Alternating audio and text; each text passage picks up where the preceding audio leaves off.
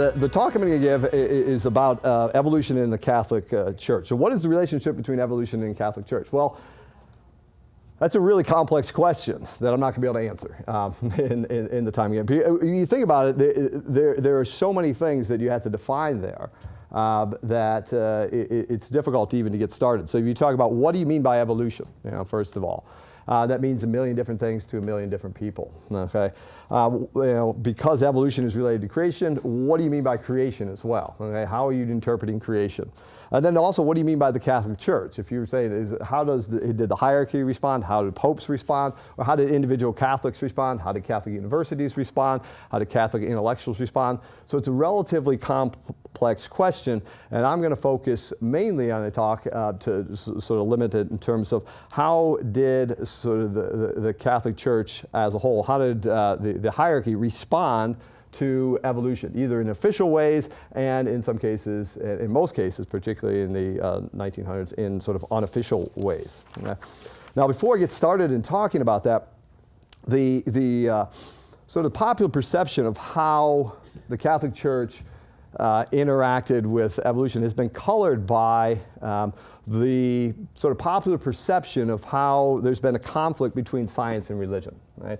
And this really, this idea that science and religion are in a perpetual conflict, or this what's called the conflict thesis, really emerged in the mid-1800s. There was a couple books, one both by Americans. One was John Draper, another one by A.D. White. One was called The History of the Conflict Between Science and Faith, and the other one, A History of the Warfare of Science and Theology in Christendom.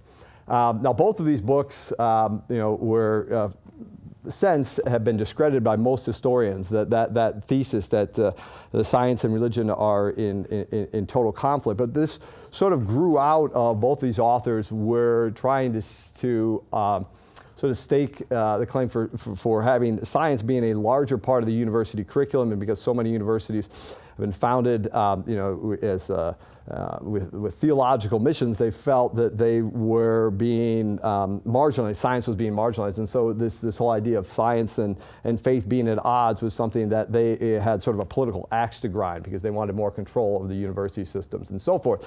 So that's sort of where it came out of. But there's still people that still sort of adhere to that science and religion are in a perpetual conflict, and I'll talk about the problems with that.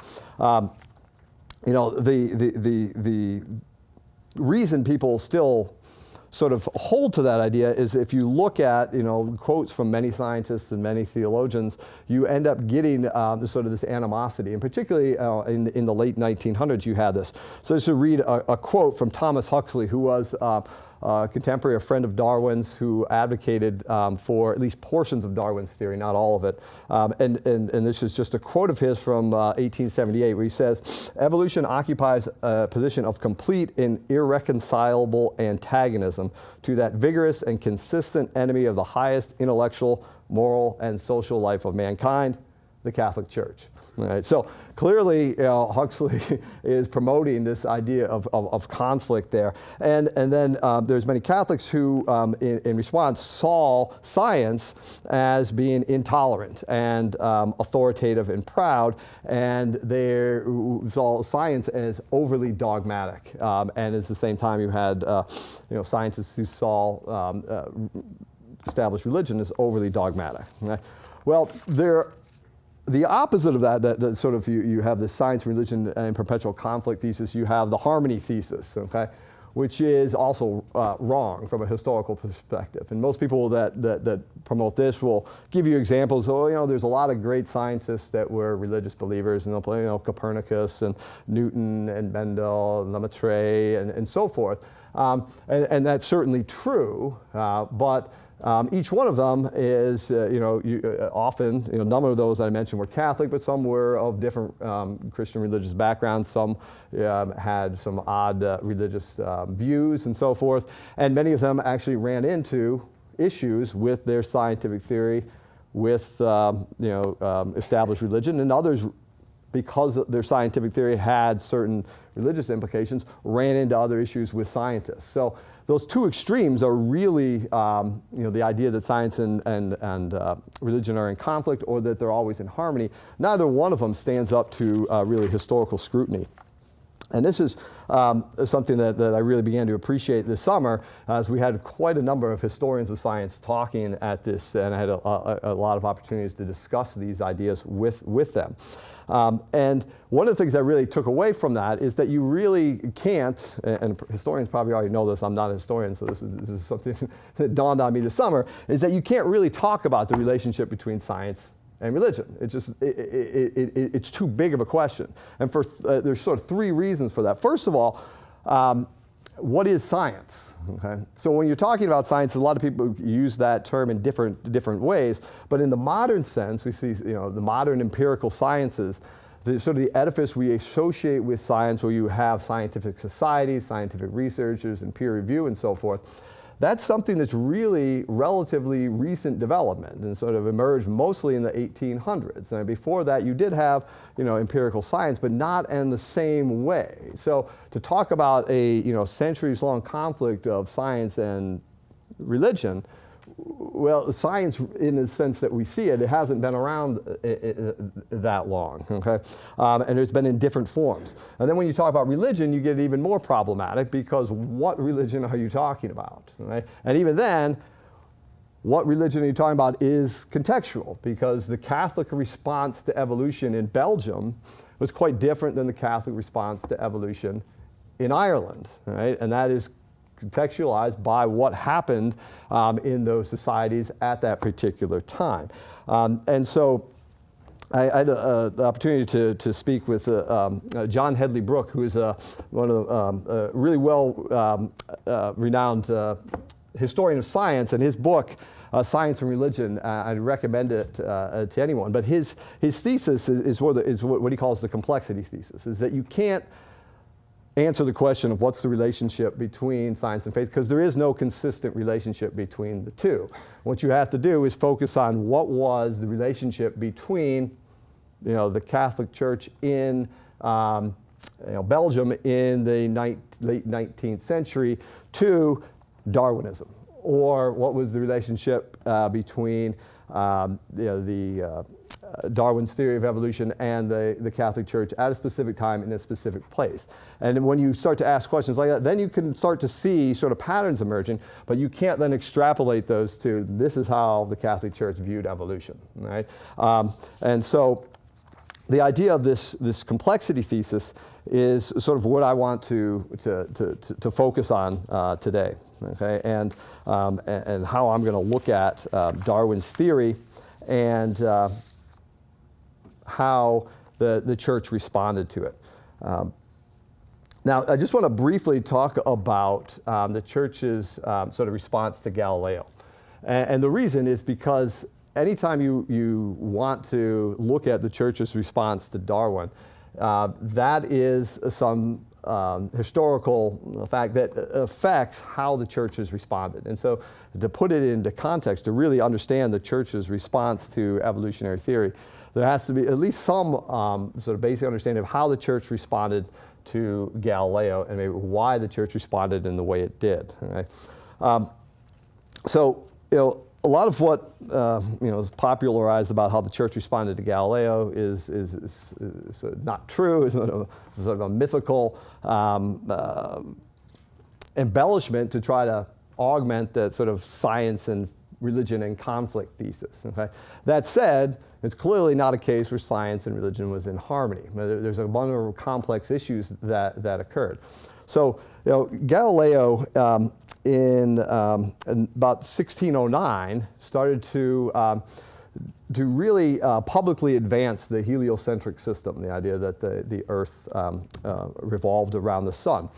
About 70 years before, Copernicus had published his book about the advocating or describing the possibility of the heliocentric system.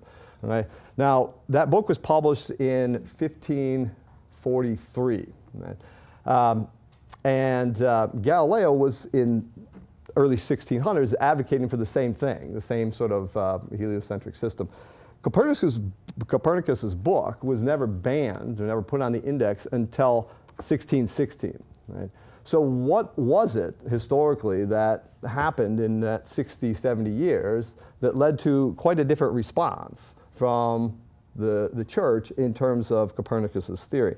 Well, one major thing that was going on was, the church history was that you had the Reformation and the Counter-Reformation. Right? And the church was dealing with the interpretation of Scripture, and where the authority to interpret Scripture should lie. And so there was a concern about individuals such as Galileo interpreting Scripture sort of on their own, which wasn't as pronounced when Copernicus published his book. So there's a historical event that sort of colored the response the church had to Galileo. And that then led to Galileo having to retract his book, and his book being put on the index. Now, he was never tortured, and he ended up living in a relatively posh sort of retirement. But there was sort of a conflict there. But it was something that went beyond just a narrow between science and faith, that had to do with interactions between Protestants and Catholics, and the dynamic that was going on at the time sort of fueled, or to some extent contributed to the response that the church had there. The church then, since John Paul II apologized for that, the Galileo affair. John Henley Brooke, the historian I was talking about, he argues that had Galileo published his book 100 years earlier, that he would never had this issue, right? And that there was a specific historical context that occurred that led to the issue that he had with particularly Cardinal Bellarmine and having his book listed on the index. Now, when we look at Darwin's theory and the Catholic Church, it's important to keep in mind that there's going to be a historical context. There's something going on in the 1800s, and the church is not in isolation. It's not the church in isolation interacting with Darwin, but Darwin is interacting with the scientific community, the church is interacting with the world, and there's a lot of issues that are going on that are going to influence how the church responded. Okay? And so it's not a neat sort of uniform thing. They say the church always responded this way, the church always responded that way. But the church's response was always sort of on the unofficial level. Right? So you don't have documents in Vatican documents, official documents, pronunciations about evolution and the compatibility or lack of compatibility of evolution with Catholic faith during the 1900s. Right? So The Origin of Species was published in 1859, the first edition, and it went through a number of revised editions. And we want to look at sort of three questions. Right? First, how did the church officially respond, right, over time? How did the church officially respond immediately? And then what historical factors affected this response? And then how did Catholics attempt to reconcile evolution and their Catholic faith, right? Were there efforts to do that, and what happened, and how did those efforts, or how were they received? Okay. Well, the first sort of official church response was in 1860. And this was not a Vatican response. It was a local provincial council in Germany who responded to the theory of evolution with a pronunciation. It was part of this was a sentence I'm going to read. It was a part of a document. It was reviewed by Rome, but it was not an official church position or a church statement. And it says, "Our first parents were created immediately by God. Therefore, we declare as contrary to Holy Scripture and the faith, the opinion of those who dare to assert that man, in respect of his body, is derived by spontaneous transformation from an imperfect nature, which continually improved until it reached the present state." Right? You'll never see anything like this coming out of the Vatican during that time. Right? There was no official position so you have this sort of response by the church in provincial council in Germany, but that is sort of the only official response, and at that level it's at a low level. It's not a response to the hierarchy in Rome. Right? But it does capture, I think, the spirit of the concern that popes and the Vatican had about the theory of evolution. So if you look at the Vatican newspaper, the Jesuit periodical, the Catholic Civilization, it was founded in 1850. And it's just, in its 100th anniversary, they printed, the description of it. And it's more than a simple journal. It's an institution desired and created by the Holy See and placed at its exclusive service for the defense of the sacred doctrine and the rights of the Church. So if you look at the articles that are published in this, and the Pope was influential, popes were influential in determining who was the editorial board and who ran the paper, but it was not an official church document. So things that are in there are not official church teaching, but it does give a glimpse of sort of how the Vatican perceived evolution. For the most part, it was very, very unfavorable to any evolutionary ideas. And in fact, a number of authors that I'm going to talk about that tried to reconcile Catholic faith with evolution had their books reviewed, and always reviewed poorly, by this Jesuit newspaper in the Vatican.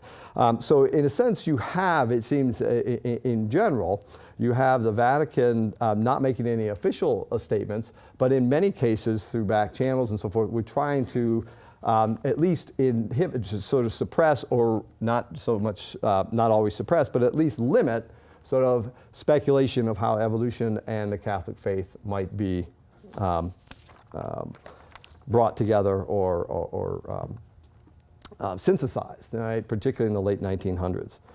Now, one of the reasons, again, contextually, why the Church was largely not sort of vigorously interested in engaging in or with evolutionary theory at the time, there were sort of two reasons.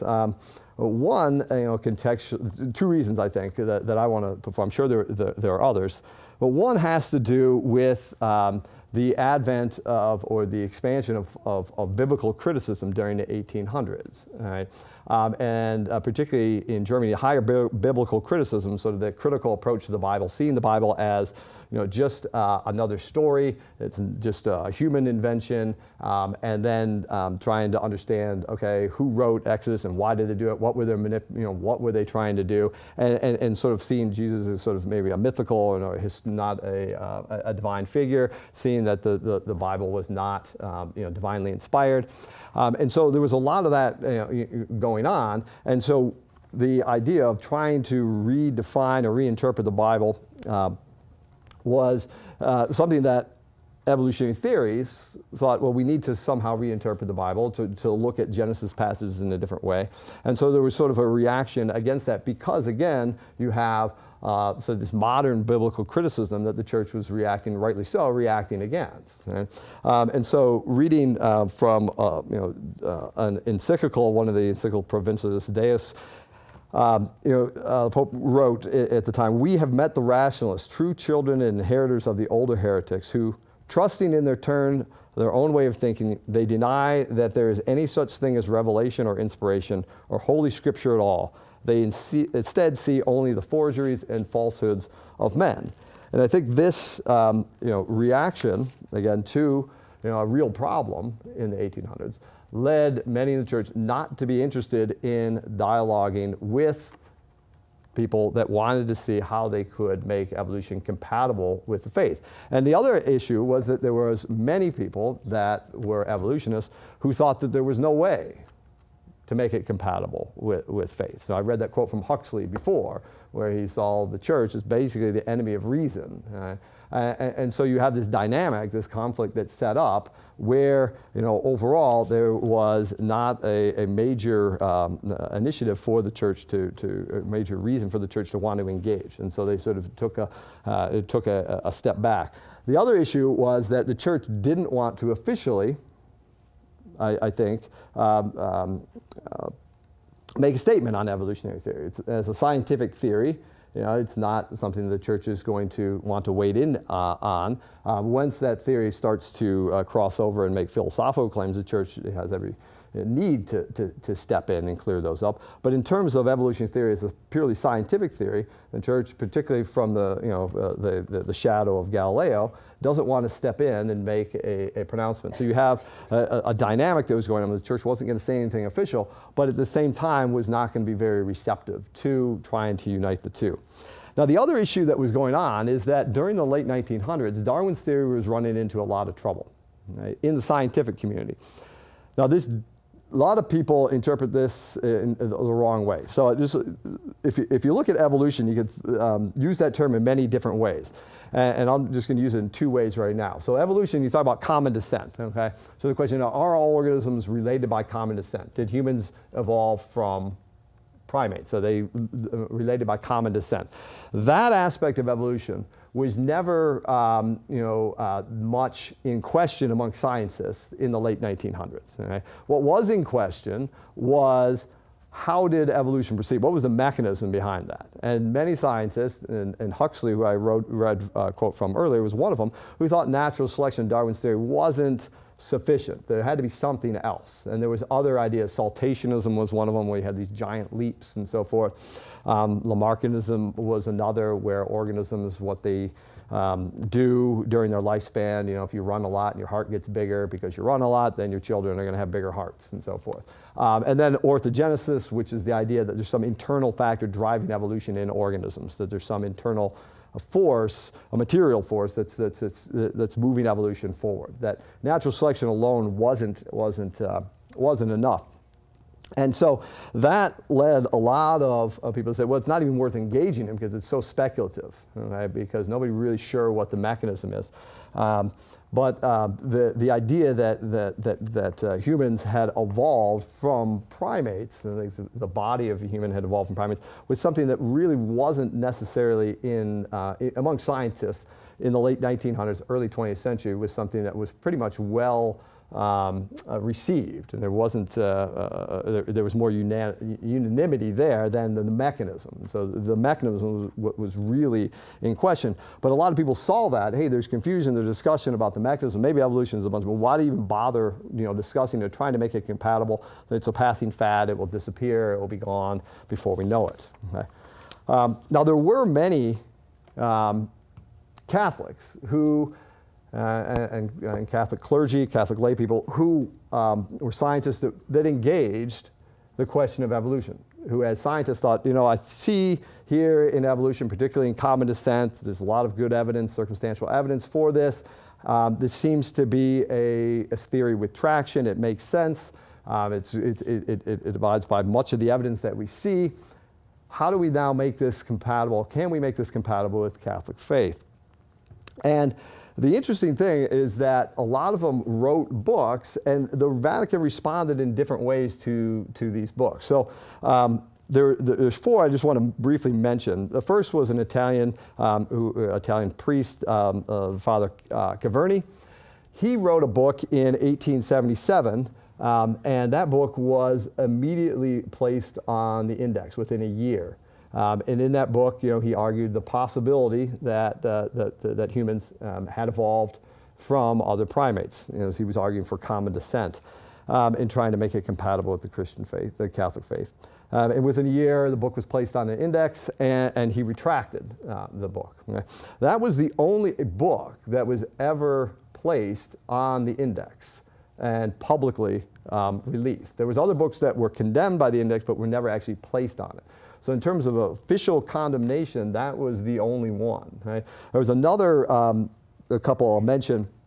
One is Father Zam, who was at Notre Dame. He was an American priest, and he wrote a book in 1869 called Evolution and Dogma. And again, in it, he argued, it was a relatively long book, he argued a number of things. He argued that for common descent, that the first man could have evolved from primates. And he also argued that using the idea of primary and secondary causation from Aquinas to justify that he probably overstepped. He argued that Aquinas could be considered an evolutionist, which probably goes certainly a little too far, but he did argue using primary and secondary causation that that God is still in charge of an evolutionary process, even though the secondary causation of mutations and selection was what brought about the first human. And then he also went back and looked at what Augustine had said about the seminal, the seed being planted in creation, that there is a seed that germinates in the sense that the potential is there, and this is an example of the potential of creation unfolding. Now his book was condemned by the Index within a year and a half of it being published. But through some negotiations, he was able to keep the book from actually being publicly listed on the Index, and he never had to publicly retract his book. Right? So it's again a different response.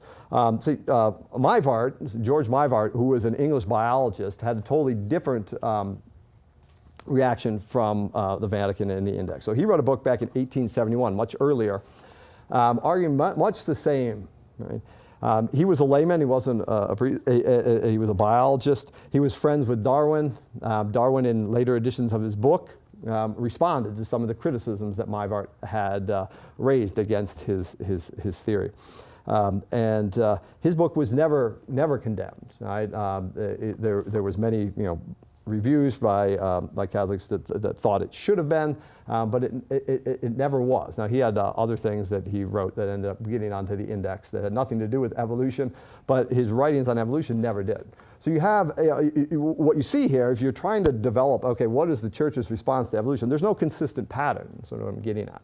You have one book that gets put on the Index and listed, another that's ignored, never put on the Index. You have another one that is condemned but never makes it to the Index. And this is sort of what you see. You don't see a concerted a campaign by the Vatican to suppress evolutionary thought. You don't see a concerted campaign either to engage evolutionary thought. What you see is a much more complex, where on a case-by-case basis you see a different response. Okay? So what can you sort of sum up, sort of the 19th century response by the Catholic Church to Darwin? Well, I think there are some similarities or commonalities that we can extract from that, and that is, one, you have a new scientific theory that's proposed that conflicts with some interpretations of scriptural passages, right? And this is very similar to what happened in the Galileo case. Now, historical events are going to favor a relatively conservative approach to scriptural interpretations. Again, in both cases, in Galileo's case, when you have the Counter-Reformation, and here in the 1800s, where you have reaction to this higher biblical criticism. So you have those two. Then the third thing is that the scientific theory then continues to undergo critical evaluation by the scientific community. Same thing happened in Galileo's case. In Galileo's case, the heliocentric system was not accepted until much later on. There was still a lot of debate amongst astronomers about the best system for understanding the heavens. Similar thing is happening here in evolution. For the next, until about the 1920s, you have a very much influence of what is the mechanism that drives evolution. There's a lot of debate about that. The response of the church overall was to try to at least minimize attempts to reconcile the new theory with Catholic tradition. Right? The fact that it did ask authors to retract books, that it asked authors to at least refrain from publishing things, in many cases, on an unofficial level, wanted to remain distant in a sense from gauging the topic of evolution. Now that's different than what you see. If you look at Catholic scientists at the time, particularly by the end of the 1900s, most Catholic scientists and their societies, and if you look at international meetings of Catholic scientists, what you find is that by about 1900, most of them are pretty much in agreement that at least common descent is the best way to make sense of the fossil record. Earlier in the 1880s, you see a lot of scientific conferences where Catholics get together and they're debating and trying to pass a resolution. Should we investigate evolution or should we not? By 1900, they don't do that anymore, and they basically have agreed that, yeah, we need to investigate this. This is a useful theory to look at. Okay? Now, if you look at the church's response to evolution, I think that what you see a relatively large change in sort of the tenor of its response in the 1930s, 1940s. From that point on, you see a much more rapprochement, much more willingness to engage in dialogue and to see how to allow these two to come into, at least into contact with each other. In 1932, there was a book, it was published called Evolution and Theology by Ernst Messenger. And this book, it discussed the compatibility of evolution in the Catholic Church. It talked about the position of the Church Fathers. This is a great book. The library, actually it's in my office. The library has a copy of this.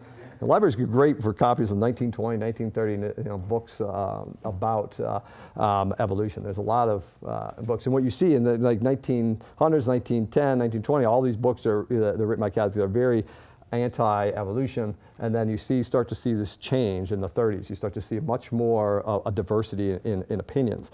Ernst Messenger's book, he discussed the possibility that Adam was just merely the term used for the first humans, but he still argued, as Catholics do, that the origin of the human soul, and at least the origin of the whole human person, an ensouled person, requires divine intervention. Right? And that's something that you see consistently throughout all of Orthodox Catholic writing about evolution.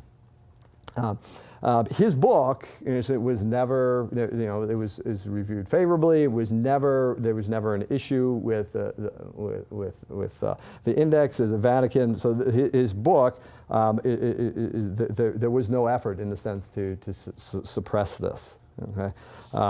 And it is sort of right on the doorstep of the first official papal recognition, a document that mentions evolution. So most of you may be familiar with this, that the first time a papal document references evolution is in Humani Generis, Pope Pius XII. And this is sort of what he said. He said, "The teaching authority of the Church does not forbid that, in conformity with the present state of human sciences and sacred theology, research and discussions on the part of men experienced in both fields," and that's an important thing, on the part of men experienced in both fields, take place with regard to the doctrine of evolution, insofar as it inquires into the origin of the human body as coming from pre-existing and living matter. Right? And that's part of the topic of my talk, was that the need for interdisciplinary scholarship. And that's something Pope Pius XII stresses there. You need to have people experienced in both fields. Right? What you can't have is a biologist commenting on theology where they're ignorant of it, and you don't want theologians commenting on biology when they're ignorant of that. You need people that have a very deep understanding of both, or at least have someone that's willing to listen to the deep understanding on the other side to really get to an understanding of how to put these two together. Okay?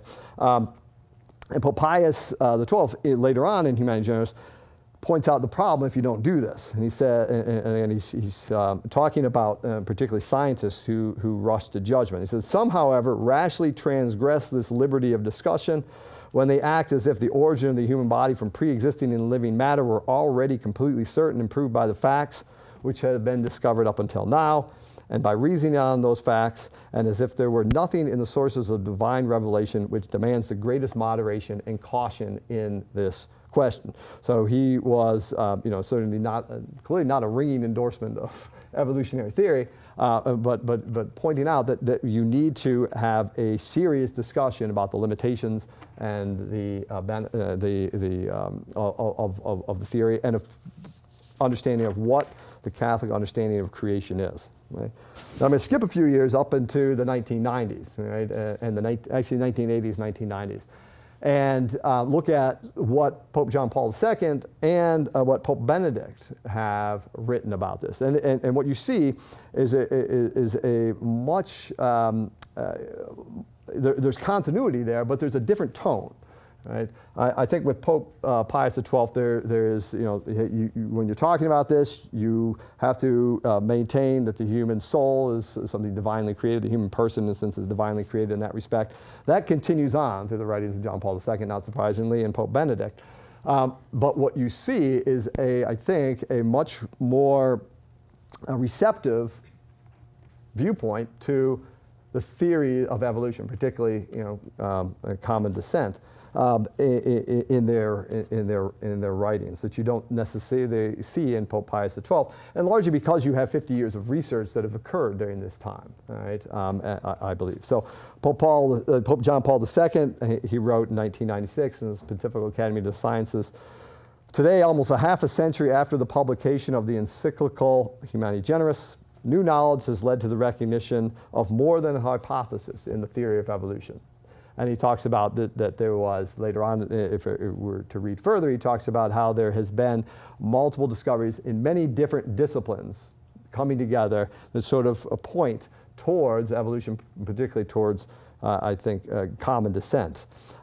He does then stress that you have to maintain that anybody that talks about the evolution of the human soul from pre-existing matter and so forth, basically what Pius XII, he reiterates that that's something that we're not, theologically, that's something that we're not going to be debating. Right? But if you're talking about the evolution of the human body, Pope John Paul II, I think, is much more amenable to that. Pope Benedict, I think, goes even further. And this is, I'm taking this from a book he wrote. It's called In the Beginning. And the library has a copy. It's a relatively thin book.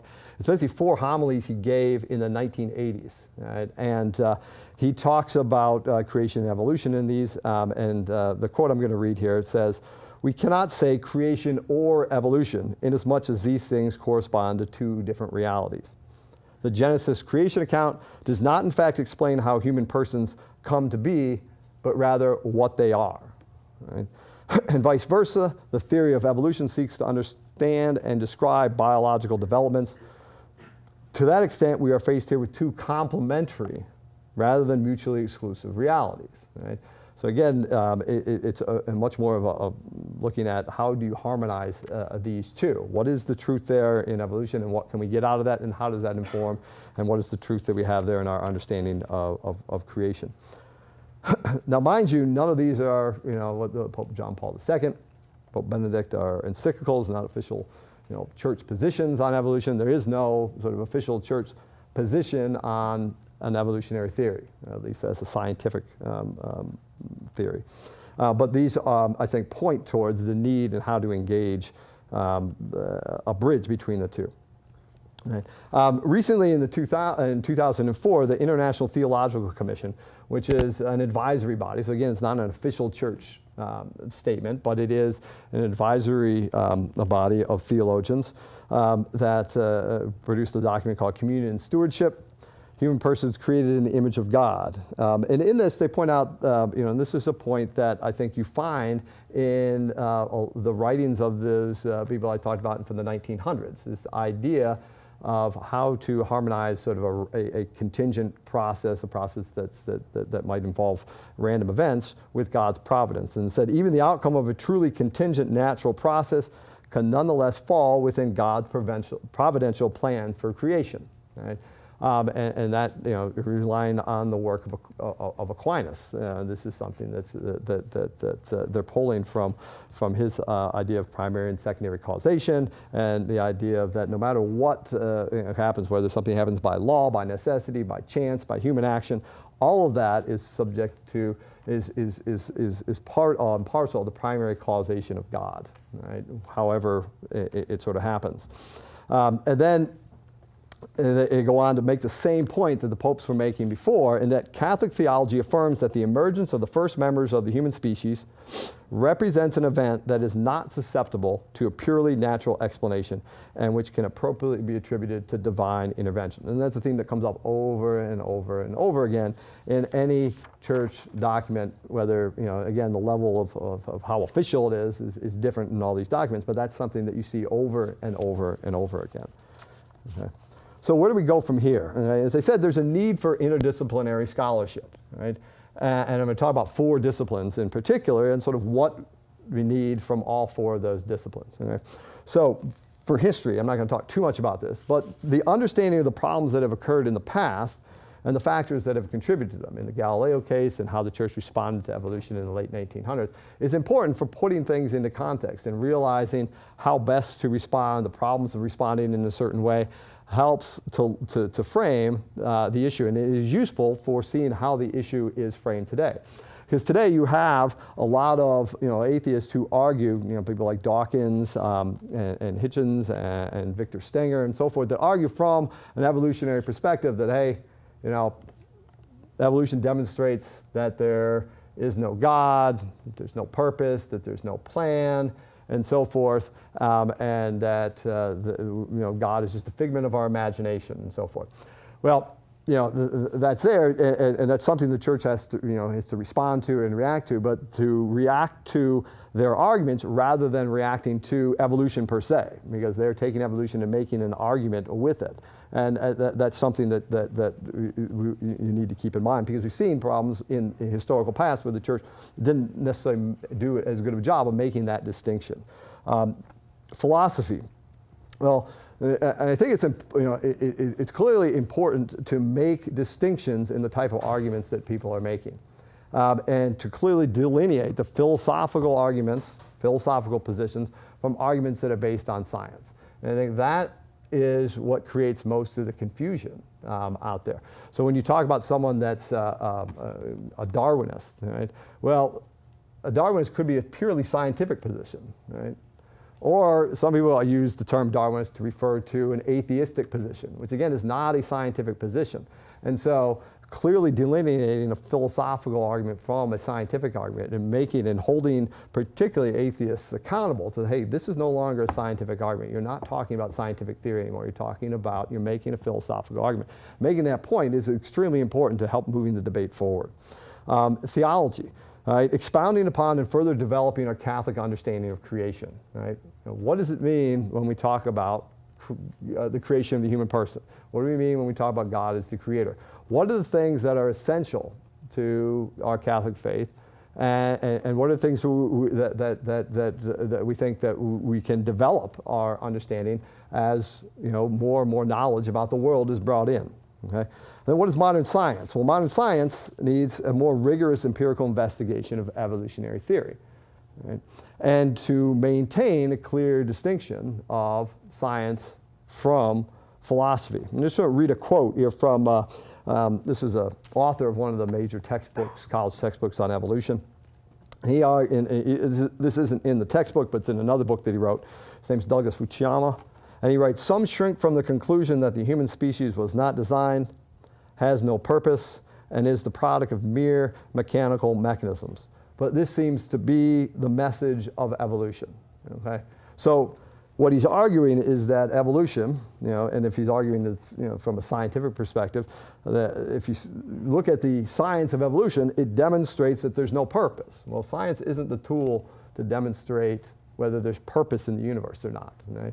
Science is a tool for demonstrating and understanding mechanisms, at least modern science as we understand it, modern empirical science is a tool for looking at mechanisms, how things work, how one organism might be able to evolve into another organism, how this structure changes when you mutate it and so forth. But it is not going to be able to demonstrate purpose of human beings, the purpose of the universe and so forth. And so when you make that claim, as a scientist, you have now stepped over into philosophy, and keeping that a clear delineation there is absolutely important, and in particular for scientists, because scientists are the ones that transgress that quite frequently. Okay, and basically trying to understand what it's often referred to as a metaphysically modest Darwinism, the idea of Darwinism that is merely a scientific theory. Because a lot of people, Darwinism has become an atheistic theory. My feeling is that we shouldn't use the term Darwinism anymore because it's so loaded that you should use the term evolutionary theory, right? And that is referring to a scientific theory, where Darwinism can mean a million things to a million different people and leads to too much confusion, in my opinion. Okay. We're getting close to 11:40, 11:50. I was going to talk a little bit about the different meanings of the term evolution. I think I'll just briefly mention that, and then we'll have some time for questions. Okay. So one of the things I think that's important to try to understand when you're talking about evolution is to understand the different meanings of the word. Okay. So when somebody talks about evolution and evidence for evolution, what level of evolution are they talking about? So you can talk about historical evolution, the idea that the Earth is 4.5 billion years old. There's different organisms that lived 1 billion years ago than there was 500 million years ago. I would term just historical evolution. There's a certain set of evidence that you have for that, okay? And that's historical science, right? You don't have necessarily, with that, you don't have empirical lab investigations. That's more of a historical science, paleontology, going out and finding fossils, dating rocks, and so forth. And there's very good evidence, historical evidence for that. The second level would be common descent, okay? So yeah, 500 million years ago, there was a different set of organisms on the Earth than there were 100 million years ago, than there were 10 million years ago. Are those organisms connected by common descent? Did organism A split off and diverge into organisms B and populations B and C? That's a different level of evidence you need for that, for common descent. Right? And different things have to be marshaled for that. And then the final would be what often is referred to as Darwinian evolution. And that is, what is the evidence needed to demonstrate the mechanism? How did organism or population A then evolve into population B? What is the mechanism there? And there's a whole different, another set of evidence that is needed to be marshaled for that.